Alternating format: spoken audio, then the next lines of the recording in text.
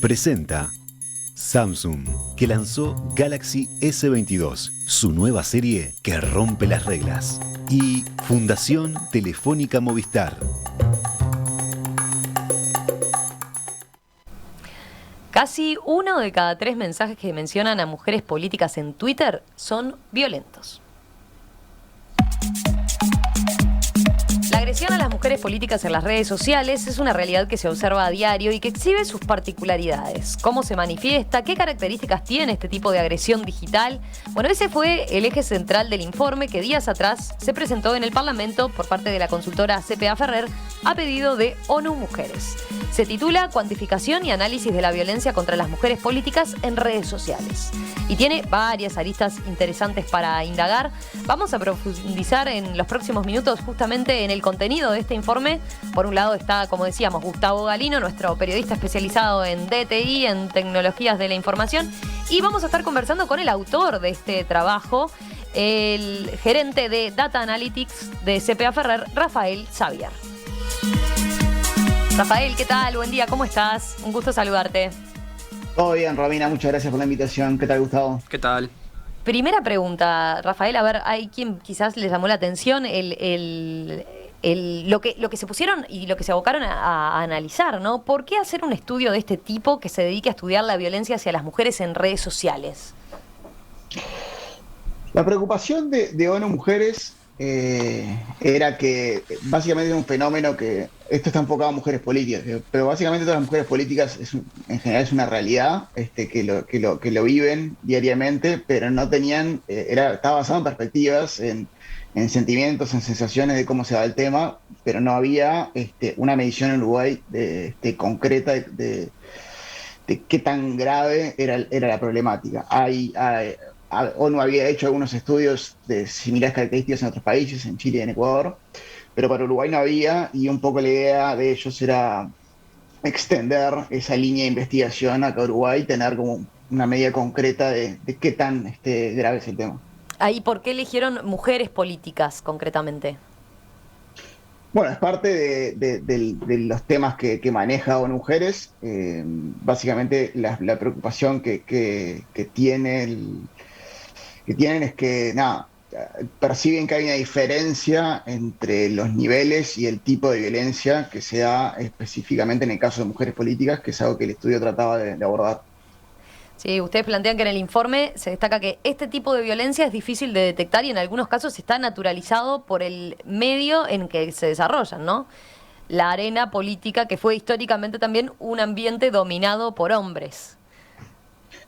Se Sí, trasladan eso es un poco las opiniones, básicamente lo que al hablar con mujeres políticas del tema, saltaba eso, de que es un área en el que no su presencia en números más importantes es más bien reciente y que de hecho la propia estructura del sistema político, cómo está organizado, por ejemplo, las horas en el Parlamento, la dedicación que se le tiene que dar, no cierra muy bien con las tareas que se espera que las mujeres hagan, por ejemplo, tareas no remuneradas en el hogar, y hay un montón de complicaciones, y todos esos temas estructurales se terminan reflejando de una manera u otra en redes sociales.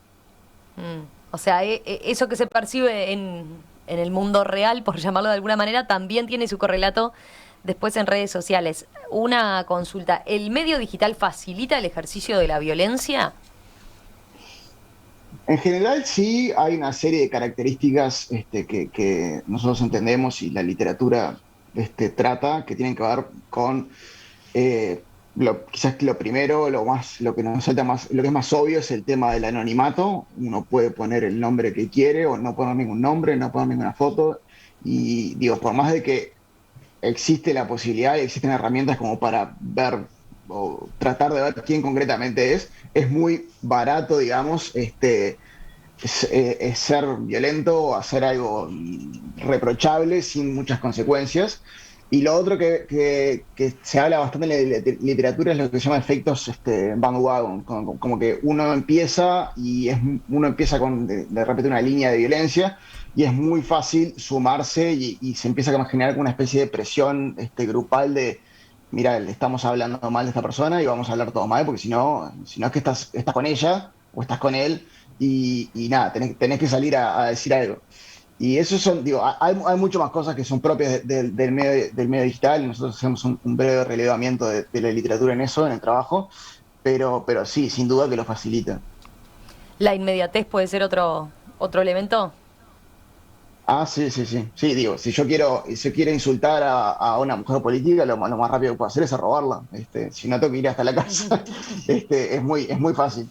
Y Javier, perdón, Rafael, pensando en cómo se, digamos, plantearon frente al estudio, ustedes ya tenían, digamos, claro que ahí iban a encontrar esos espacios donde claramente hay como evidencias muy notorias, o pensaron de repente que iba a ser más difícil sobre todo recabar los datos, ¿no? Porque acá estamos hablando de que muchas veces el tema de cómo son los mensajes, el idioma, o mejor dicho, el lenguaje, son cosas difíciles de medir o de relevar. ¿Cómo fue ese desafío a la hora, como decía, en la previa, ¿no? Sin ir ahora a los resultados que vamos a estar viendo? Sí, obvio. Bueno, una dificultad que nosotros anticipamos es algunos estudios que se hacen de esto, no es el caso de estos dos que mencioné de Ecuador y Chile, pero sí hay un trabajo, por ejemplo, en Argentina que nosotros citamos, que se llama Conducta en Redes, que ellos lo que hacen es relevan insultos explícitos a mujeres políticas que participaron en las elecciones al Congreso Nacional. Y son insultos no implícitos, sino absolutamente explícitos. Y cuando nosotros fuimos a ver, hicimos una extracción grande de datos inicial, nuestra fuente de datos es Twitter, porque es muy fácil extraer la información. Había muy pocos mensajes que tenían, usamos la misma lista que se usa para ese trabajo, es en Argentina, entonces los insultos en general son bastante parecidos, con algunas excepciones, y hay muy pocos mensajes con insultos explícitos dirigidos a mujeres políticas en Uruguay, en un periodo largo. Son relativamente pocos, una cosa así como menos del 5% tienen como al menos un insulto explícito. Entonces ahí es cuando nosotros ya muy rápido dijimos, ok, este enfoque no nos va a servir porque creemos que hay nivel de evidencia que es superior a esto que indica el nivel de insultos explícitos, y además en el trabajo junto con el equipo de mujeres, que fue muy importante para desarrollar este trabajo, básicamente lo que nos decía, mira, la enorme mayoría de las cosas que se perciben como violencia de parte de las mujeres no es un insulto, sino que es algo que está implícito, es una mención a la incapacidad presunta que tiene la persona de hacer algo, o que tiene que estar en la casa, y eso no es algo que uno vaya a detectar buscando insultos, sino que tiene que ir un poquito más adentro. Y eso es el primer desafío y la razón por la cual nos decantamos por un enfoque alternativo. Uh-huh. Contemos ese enfoque alternativo entonces. ¿Cómo hicieron para detectar esos y seleccionar los mensajes para considerarlos violentos, digamos? Bien, entonces nosotros lo que teníamos de base, digamos, era unos 600.000 mensajes que mencionaban, arrobaban o eran respuestas a mujeres políticas de Uruguay, una muestra que construimos bastante amplia de más de 100 mujeres con cargos de gobierno o que habían tenido posibilidades ciertas de acceder a un cargo en las elecciones nacionales o departamentales.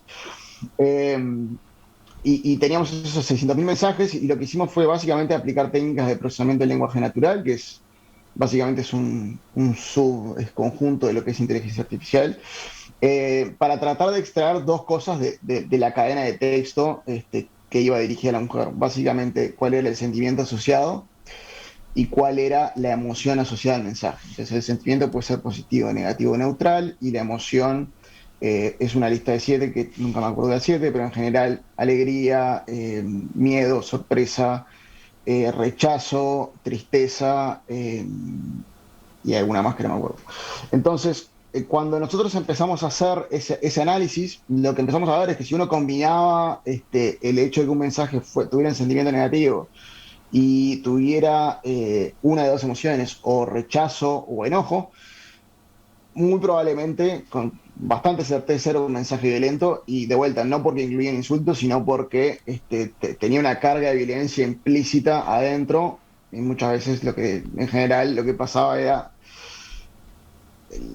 la característica que lo definía muchas veces es: vos no estás capacitada para desarrollar esto que estás haciendo, este cargo que tenés. Ese era el mensaje en general en lo que se decantaba cuando uno los miraba. Y ese fue el enfoque que nosotros tomamos, básicamente, si cumplía esas dos características, quedaba como violento y el resto no como violentos. Y ahí es que sale esa cifra de un poco menos de un tercio de los mensajes que reciben son violentos. Estaba mirando, ustedes citan algunos, ¿no? Citan algunos Sí, tweets que dan sí, cuenta del fenómeno, ¿no? Por ejemplo, el sí, usuario que le dice, alguien que le diga a esta señora el papel lamentable que está haciendo, por mencionar uno, ¿no? ujú. Sí, en el trabajo, digo, en varias partes, sino que es como medio abstracto, uno como que cita modelos y datos. Entonces, en muchas partes del trabajo poníamos un extracto de alguno de los mensajes de los que estamos mirando. Entonces, por ejemplo, en ese caso, mostrábamos, cuando uno los tagueaba, los etiquetaba con violentos según este criterio, poníamos una selección aleatoria y claramente son mensajes violentos, de vuelta, Y sin insultos en general, pero sí, sí que transmiten un mensaje negativo. me imagino que eso ayuda también digamos, de alguna manera poner ese límite entre los grises que puede haber, ¿no? Entre el rechazo, que quizás haya lugar para que pueda haber rechazo en la conversación, y bueno, marcar esa línea que se puede cruzar en la cual ya hay violencia, Ya ¿no? hay O sea, violencia, claro. por ver los mensajes también me imagino que, por eso yo decía el tema del lenguaje, que muchas veces en esto de las redes sociales genera como bueno, ¿dónde está? Para algunas personas capaz que un mensaje como ese no es violento, pero para otras sí, entonces también en la necesidad quizás, ¿no? De poder en el informe incluir una explicación que permita, bueno, entender dónde está posicionado ese límite. Sí, eso sin duda es un tema. Nosotros usamos modelos y algoritmos que están, digamos, probados, o sea, son cosas que fueron desarrolladas en una primera instancia por Google, después traducidas en español por la Universidad de Chile, adaptada al lenguaje rioplatense por investigadores en el CONICET de Argentina y en la Universidad de Buenos Aires.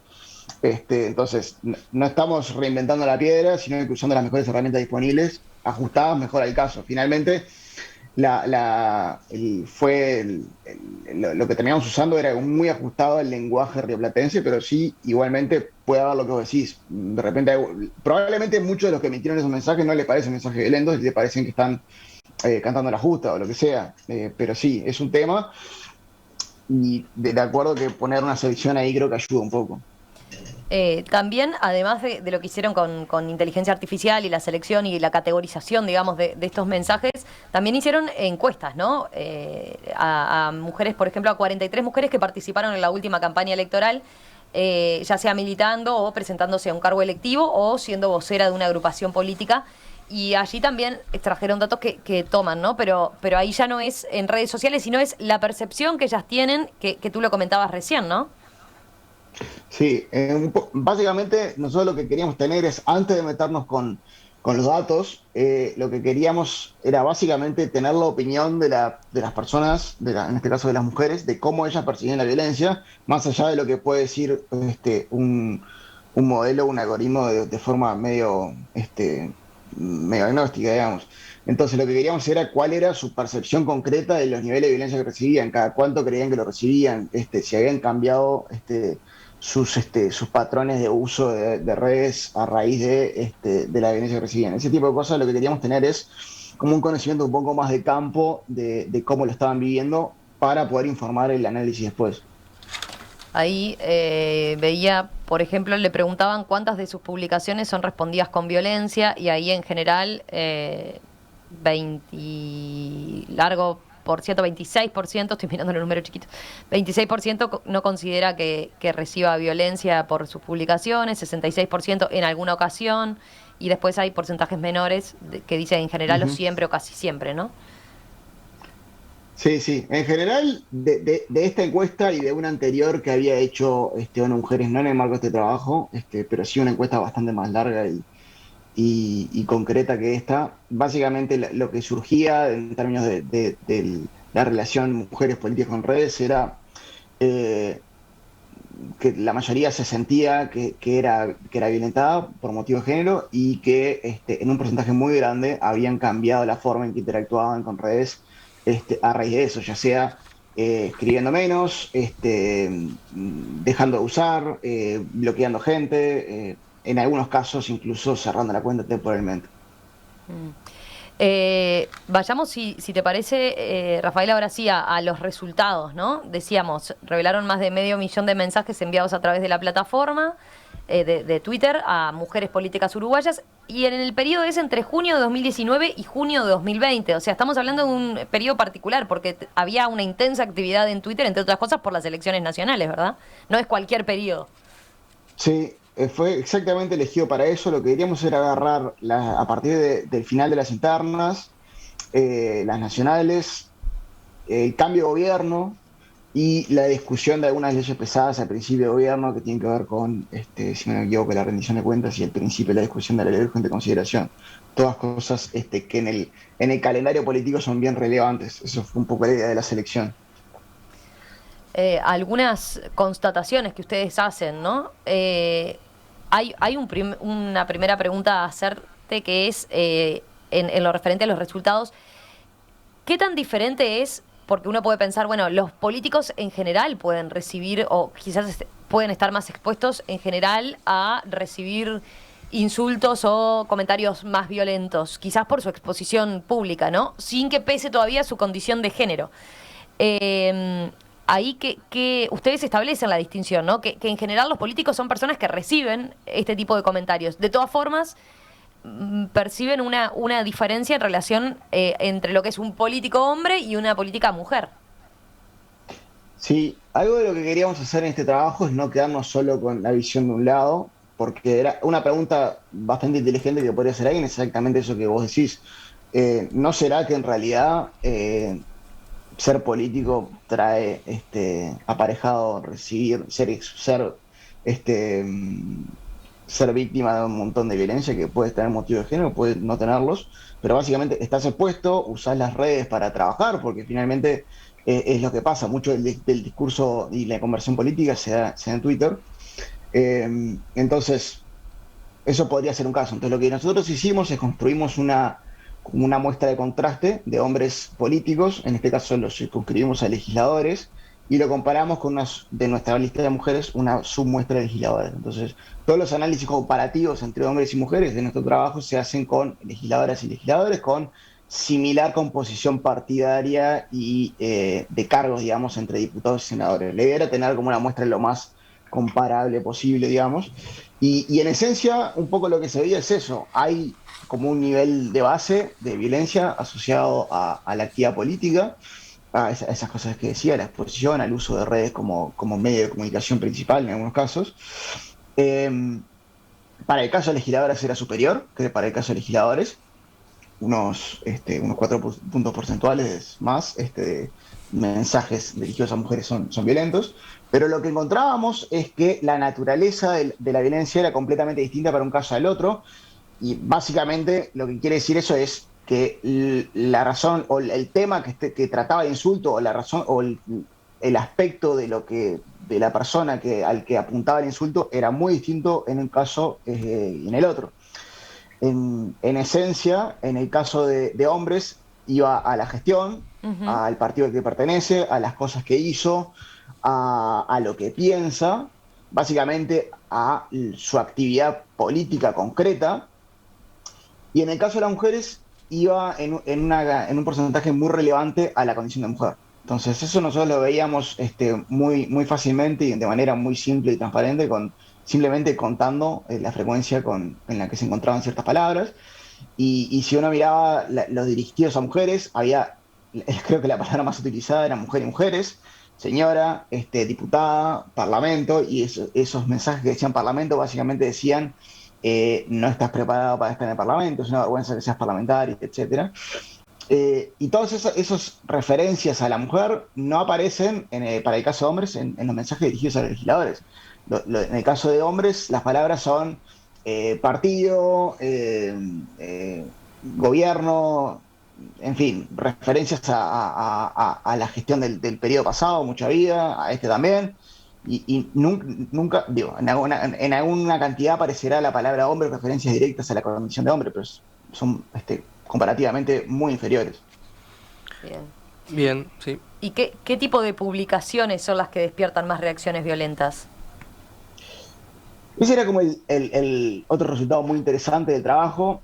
que básicamente cuando hacíamos un corte queríamos mirar ciertos temas que tienden a ser plataformas más usuales para mujeres políticas que para hombres políticos, al menos en el caso de Uruguay. Entonces temas como igualdad de género, feminismo. Entonces hacíamos algo muy simple, que es nos fijábamos todos los mensajes que contenían palabras como feminista o feminismo o igualdad de género, y lo que encontrábamos es que prácticamente la mitad de esos mensajes dirigidos a mujeres eran violentos, eran categorizados como violentos. Entonces, si sos una mujer y tu plataforma o los temas que trabajás, los proyectos que trabajás tienen que ver con la lucha por el feminismo, la lucha por la igualdad de género, lo más probable es que estés expuesto a un nivel de violencia bastante alto, más del doble, o casi el doble, perdón, que digamos, el promedio de la muestra en general. Y cuando mirábamos mensajes que incluían palabras presuntamente inocuas como señora o mujer, lo que encontrábamos es que el porcentaje de mensajes violentos era prácticamente 10 puntos porcentuales más que en el promedio. O sea, simplemente cuando uno agarra un tuit que dice señora, lo más probable es que esté diciendo algo así como, mira, esta señora no sirve para nada, esta señora no merece estar donde está, y derivaciones de eso.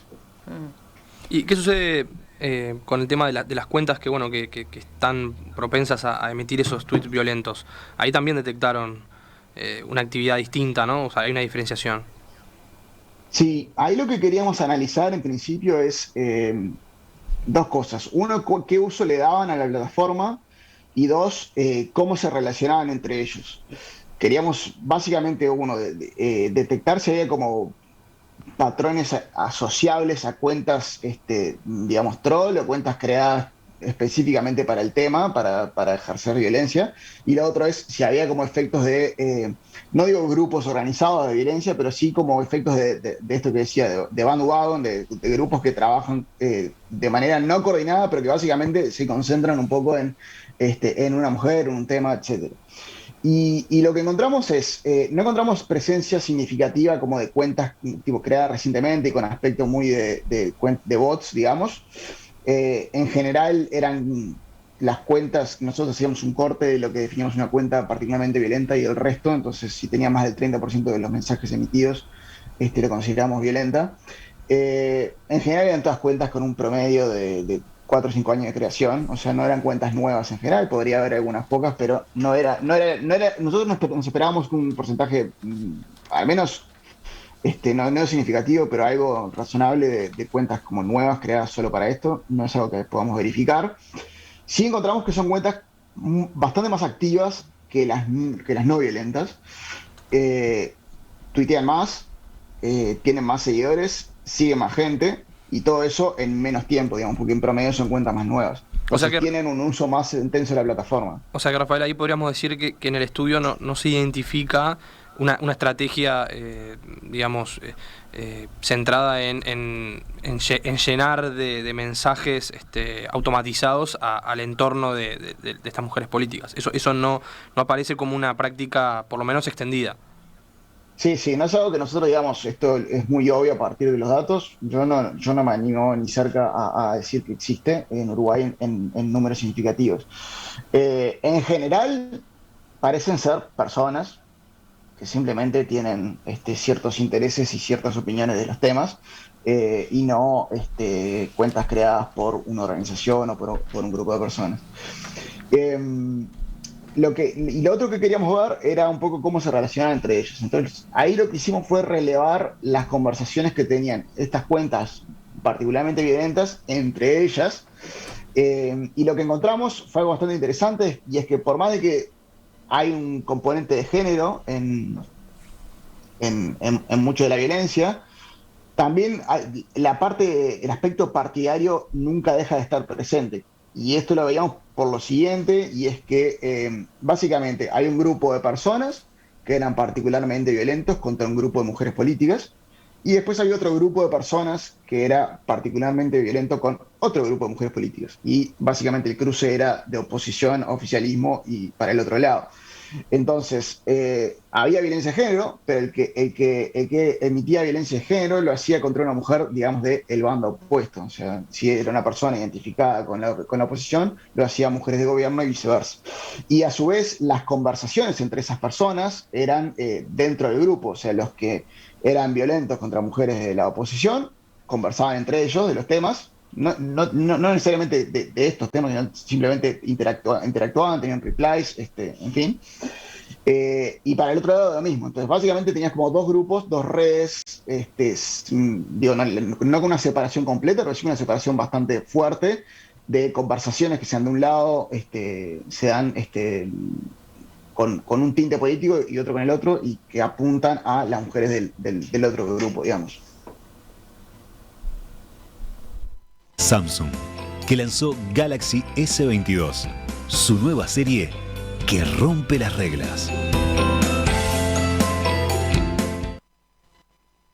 Buscando actualización. Se ha encontrado que necesita una actualización en diseño de videojuegos, diseño web y marketing digital.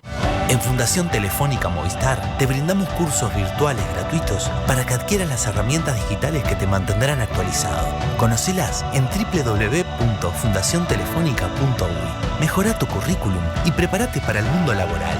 Además, la certificación es gratuita. Fundación Telefónica Movistar. Actualizate hoy con las herramientas del mañana. Gustavo, venimos hablando de este informe tan interesante y con estas conclusiones que repasábamos con Rafael Xavier, pero te consulto, a ver, como periodista especializado en redes sociales, los oyentes deben preguntarse, bueno, ¿y qué hace Twitter, no? Cuando ve este tipo de comentarios y este tipo de conversaciones en redes que tienen este contenido violento. ¿Hay algo hoy en día que se puede hacer? Bueno, de parte de la plataforma hay poco o muy poco. De hecho, es uno de los principales problemas de estos estudios. Lo que hacen justamente es demostrar lo difícil que es organizar determinadas conversaciones o intercambios entre personas. Ahí Rafael decía, bueno, creemos que esas cuentas son personas. O sea, estamos en ese nivel todavía de la discusión. Claro. No sabemos si todavía se pueden identificar plenamente o si son cuentas bots, trolls y demás. Y cuántas cuentas puede una misma persona tener, y bueno, y ese tipo de cosas. Que en eso dice que ha avanzado un poco, ¿no? Un poco. Sí, muy poco. En realidad lo que vos tenés hoy es como usuario determinadas posibilidades de restringir la conversación. A ver, vamos al ejemplo en este caso, las mujeres políticas. Bueno, las mujeres políticas pueden ante determinados temas elegir si quieren recibir respuestas, por ejemplo, eso es una herramienta. Pueden, como también mencionó por ahí Rafael, pueden bloquear, pueden de alguna manera proteger esas conversaciones, pero todo eso siempre dependiendo de que el usuario sea el que tome la iniciativa, y eso lleva también un tiempo y un desgaste que viene de la agresividad del entorno, ¿no? Porque todo esto existe porque hay agresividad o porque hay justamente un entorno en el cual el usuario no se siente cómodo, y por eso tiene que tomar esas decisiones de bloquear, de cerrar tweets y demás. Entonces, eso no es una solución, eso simplemente es una herramienta, un parche que tiene el usuario que crea contenido o que busca generar una conversación, pero no hace al fondo de este problema, que es que las redes sociales, no solamente desde el punto de vista de cómo están organizadas, sino también de cómo buscan desarrollarse, están siendo muchas veces en una dirección errada. Los algoritmos lo hemos visto en Twitter, pero también lo vemos en otras redes, de muchas veces promueven o benefician la presencia de ese tipo de conversaciones, porque justamente generan lo que se llama el ratio, que es básicamente una proporción muy alta de interacción sobre el contenido frente, bueno, a otros indicadores que pueden ser más neutros, ¿no? Entonces hay muchas más respuestas de repente que me gusta, es un típico ejemplo. Entonces, y eso está visto que el algoritmo muchas veces lo beneficia, porque lo que se quiere es justamente generar más tiempo, más presencia y demás.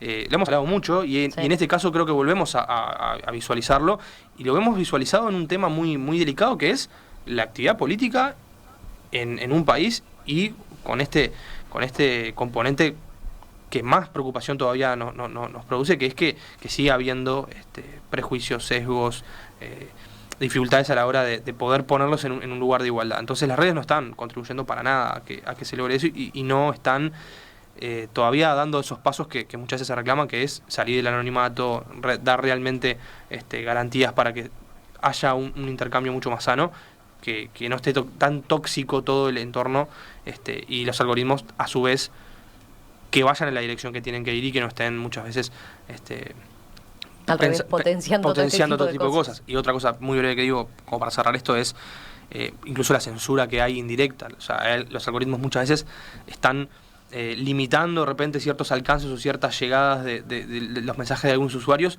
y los argumentos para hacerlo muchas veces no coinciden justamente con lo que se está pensando. O sea, que si un usuario tiene una actividad tóxica, bueno, se le reduzcan determinados alcances, y está también comprobado que muchas veces hay usuarios que no están generando ningún tipo de toxicidad y sin embargo también se los penaliza. Entonces hay muchas cosas ahí para seguir observando, y para que todo este tipo de estudios y bueno, todo lo que se está tratando de hacer desde la sociedad organizada le ponga mucho más presión a estas tecnológicas para que cambien un poco el paradigma, ¿no? Rafael, en tu caso, ¿qué entendés que deja para adelante el estudio? ¿Y en qué más se puede profundizar sobre la violencia hacia las mujeres en redes sociales, de manera que aporte, digamos? Creo que hay dos temas. Una es, esto es fue un análisis para un momento del tiempo, y una cosa que nosotros decíamos es que quizás lo relevante sea tener como una medición un poco más constante en el tiempo de qué es lo que está pasando, en particular, para entender qué pasa en algunos eventos políticos particulares. ¿Qué pasa cuando, por ejemplo, vos sos una mujer y estás en un debate, ahora que hay tantos debates? O qué pasa cuando no te acercas a la fecha de votaciones importantes, como el referéndum que tenemos a fin de este mes. O qué pasa ante eventos como el 8 de marzo, la marcha del 8 de marzo. Es decir, cambian los niveles de violencia, cambian las características de violencia dirigidas a mujeres políticas o no. Entonces, eso requiere tener una medición prácticamente en tiempo real de las cosas, cosa que es viable. Entonces, una cosa que creíamos que era relevante como líneas a seguir a partir de este trabajo era exactamente eso, tener una actualización de esto en tiempo real. Y lo segundo, que fue un tema que salió en la presentación del Parlamento bastante, es hay todo un trabajo que tiene que ver con lo que decía Gustavo, de presión de la sociedad organizada a los dueños de las plataformas, para que la moderación de los contenidos sea un poco más razonable, digamos. Pero uno de los temas que se habló en esa presentación, que había un panel de mujeres políticas, es si existe un rol para el sistema político, en particular para lo que tiene que ver con los legisladores, de regular algunas de estas actividades. Básicamente la percepción que tenía el panel, que tenía composición de mujeres de varios partidos con representación parlamentaria, era: no puede ser básicamente que las plataformas por las que mucho de la actividad que tenemos como políticos y como personas se ve y termine siendo básicamente una tierra de nadie que nadie puede controlar. Eso es como algo medio raro en el contexto de una sociedad con reglas y leyes y sanciones. Entonces, creo que nadie tiene muy claro, porque es un tema muy difícil, cómo se regula esto de una forma razonable, pero es un tema que entiendo que a varios miembros del sistema político los tiene como... Eso es un tema que les gustaría avanzar. Yo te confieso que no tengo una respuesta de cómo hacerlo de forma efectiva, pero creo que va a ser un tema hacia adelante. Que en el Parlamento esté este tema instalado, por lo menos que lo hayan discutido, es interesante, ¿no? Es algo que hemos visto en el Parlamento de Estados Unidos hace relativamente poco tiempo, ¿no? Y lo hemos conversado acá. Han demorado en prestarle atención, ¿no? Totalmente. Rafael Xavier, gerente de Data Analytics de CPA Ferrer, autor del estudio Cuantificación y Análisis de la Violencia contra las Mujeres Políticas en Redes Sociales. Gracias, gracias por estos minutos esta mañana aquí en Perspectiva. Gracias, Romina, Gustavo. Un abrazo. Chao, chao. ¿Tenés un aporte? Envía un WhatsApp al 091-525252. Escribinos a enperspectiva@radiomundo.uy o mandanos un mensaje de texto al 55511. Gustavo, gracias. Este tema nos permitió abordar varios asuntos que hemos conversado en las últimas columnas de DTI, me parece. Sí, y aparte eso, ¿no? Como hacer el cruce entre cómo eso afecta a una determinada realidad. Yo creo acá como última cosa que me quedé pensando de esto, todo lo que nos contó Rafael sobre el estudio es, bueno, realmente demostrar que en un entorno donde hay mucha artificialidad, por decirlo de alguna manera, donde mucha gente considera que se exageran cosas o que son entornos muy de nicho, entonces sigue existiendo un sector que todavía como relativiza bastante el tema de las redes sociales. Es decir, ok, puede que haya algo de eso, sí, hay automatización, aunque este estudio demuestra que es bastante, digamos, que no tiene mucha incidencia. Hay mucho de tratar de generar determinadas cosas que pueden ser artificiales, pero lo que hay es violencia. O sea, lo que está, digamos, en el trasfondo es una canalización de una cantidad de otros temas que vienen de nuestra realidad y que están ahí presentes, independientemente de cuánto afecte eso o qué tan masivo sea. Entonces, me parece que eso también es algo importante a tomar en cuenta a la hora de pensar en temas de redes sociales, es no cerrarse a la idea de que, bueno, ahí mucha gente no está en Twitter de repente que nos escucha y está en otras redes sociales, pero bueno, esto está presente en todas las redes sociales y todas las redes sociales tienen sus sesgos y tienen sus problemáticas a la hora de poder organizar determinados intercambios de una forma, como decía por ahí Rafael, razonable, ¿no? Estamos todavía lejos de lo razonable, o sea que eso es preocupante. Gustavo, gracias. Como siempre, nos reencontramos el martes que viene. Un placer.